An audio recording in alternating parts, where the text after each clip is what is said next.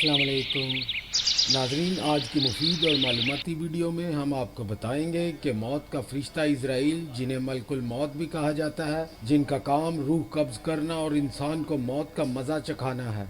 लेकिन क्या आपको मालूम है कि खुदा खुद भी इंसान की रूह कब्ज़ करता है, जिसमें मौत का मज़ा शहद से भी मीठा है। लेकिन कब और किस सूरत में? सुनन इब्ने माजा में हजूर सैयद आलम सल्लल्लाहु अलैहि वसल्लम ने फरमाया, अल्लाह ने मलकुल मौत को तमाम रूहों के कब्ज़ पर मुकर्रर फरमाया है, सिवाय समुंदर में शहीद होने वालों की रूहों के। इनकी रूहें अल्लाह खुद कब्ज़ फरमाता है। लिहाजा तिजोरियाँ भरते हैं लोग उम्र भर के लिए, मौत का फरिश्ता रिश्वत नहीं लेता।